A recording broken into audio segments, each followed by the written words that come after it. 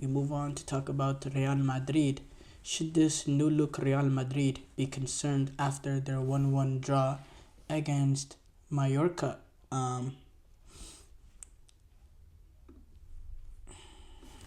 Let's pull up the statistics of this game. So Real Madrid, they went away to Mallorca at the Estadi Mallorca Son Moix, if I'm pronouncing it right, and it was a 1-1 draw. Real Madrid had 13 shots to 12 shots for Mallorca, 5 shots on target for each team, 67% possession for Real Madrid compared to 33% for Mallorca. But despite the dominant in position, still, had the same amount of shot targets, had, close to the same amount of shots. And there was some interesting comments from Carlo Ancelotti, some scathing comments over Real Madrid, over the disappointing result. And it was a weird game. Real Madrid wasn't as fit and firing as we expected them. The Mbappe, Rodrigo, Vinicius front three did not look as fluid as we expected it to. There was a screenshot I saw. There was this one moment in the game where all three of those players were on the left-hand side, because that's generally where all three of those players play their best football. Vinicius, he plays on the left-hand side. That's where he's played at his entire career. Mbappe, yes, there's time that he played through the middle, but he's made it publicly and abundantly clear. He finds himself best at. He feels more comfortable playing at the left-hand side, which means he will naturally shift there as the game progresses. And then Rodrigo, we were set to start, listed as a right winger. We found him a few times in the game on the left-hand side. In fact, the goal for Real Madrid, the opening goal for Real Madrid that came in the 13th minute came from from Rodrigo. He happened to be on the left-hand side of the game and of play when he was able to get that goal, cutting in onto his left foot. And again, who was there? Who were all there on that left-hand side? Bellingham, Mbappe, Rodrigo, Vinicius, all on that left side. All of them. In fact, the way that goal was created, Rodrigo is, occupying the middle of this pitch, because Mbappe drifted to the left-hand side and he was occupying the space that Mbappe left. He sees the ball. A little loose in the box. He from the center of the playing through the middle. He then sprints out to the loose ball. Kind of runs into Vinicius in the path, kind of almost took the ball away from him, but Vinicius is able to get on the end of it, who backheels Rodrigo, and then he cuts in off the left-hand side into the goal. And again, it just shows that it's, they're all naturally play best on the right-hand side, cutting on the right-hand side, cutting on the left-hand side, cutting onto their right foot.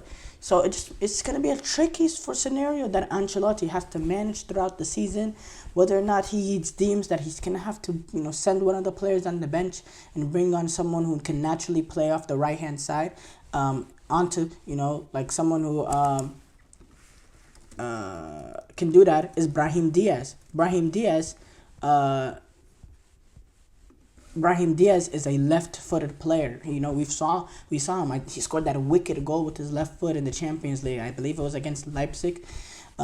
He's a right winger that cuts in onto his left foot.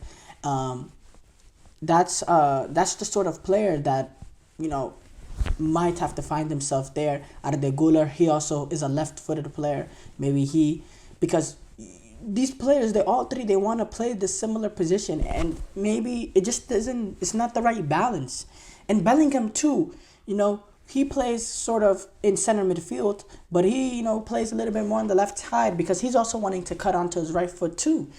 So, and he's playing in that attacking midfield role, and we see him sometimes also drift into that left-hand side. So it just gets a little unbalanced there, and they're also throughout periods of the game, despite having a lot of possession, they're not moving it fast enough. They're very lethargic. It's very slow. They need to speed up the tempo sometimes because it just makes it easy for a team like Mallorca that wants to sit in, that wants to play in transition. It makes it easy for them when they're moving the ball side to side and not really playing the forward balls and not moving the ball quick enough, because that's how you're going to beat a low block. You're not going to be able to beat a low block by slowly moving it from one end to the next. You got to be fast. You got to have one touch sort of football. We didn't see that from Real Madrid. It was very, very slow and lethargic, and the game was so boring. You have no idea how bored I was watching that game.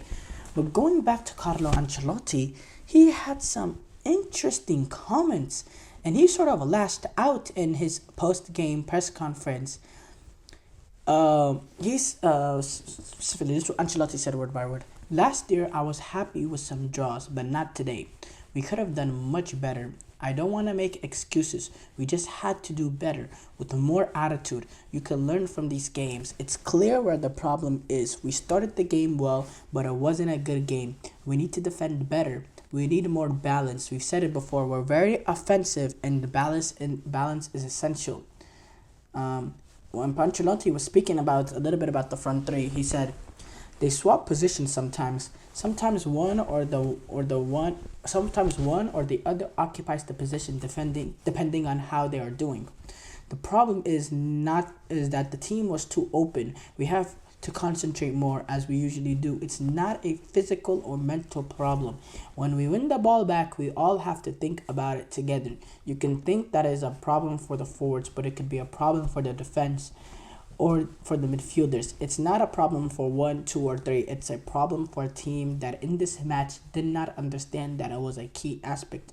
Mallorca played a great game defensively.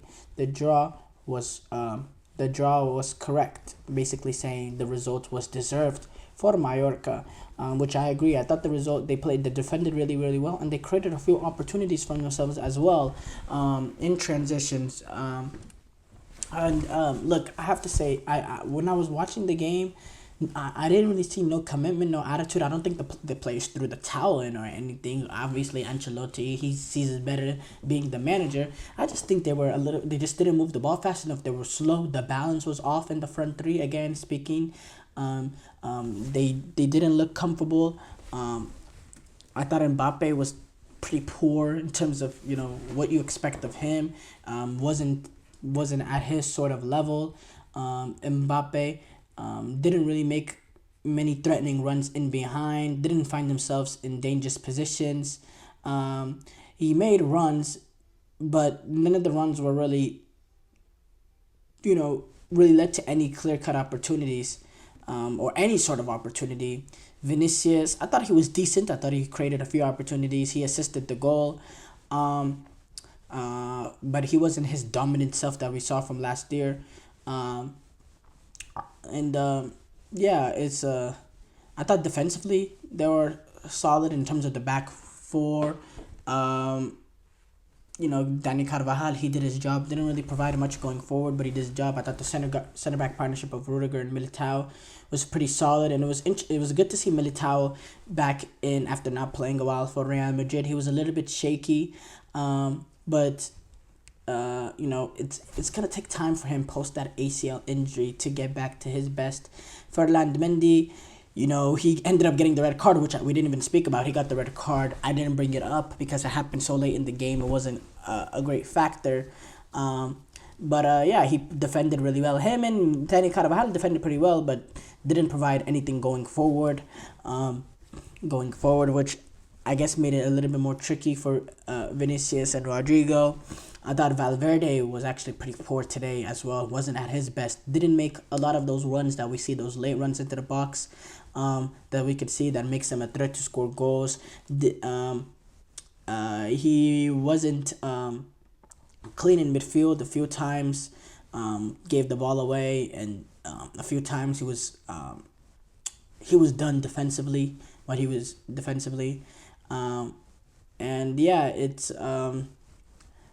It's rare because I look at Federico Valverde as those like David Silva, not in terms of their style of play, which is completely different, but in the fact that they're always at least an 8 out of 10. Always an 8 out of 10. They never put on a bad show, and I thought Federico Valverde was rather poor today, and I don't think he was the only one. But again, this is a transition. But this is a Real Madrid team that earned the benefit of the doubt. Of the accomplishments that they've had as a group over the past few years. They've done more than enough to earn the benefit of the doubt, and I have no doubts that Ancelotti will be able to figure out the situation, whether it is them just needing to this front three needing to play more together to understand where they fit in the puzzle, or does he have to break it up and bring in either Brahim Diaz or Arda Güler, someone who's naturally left-footed in there to provide that balance. But I have no doubts that Ancelotti will be able to figure out, and the problem will be solved, and they will get back to their ways. So, but I don't think they should be concerned, to be honest, that much.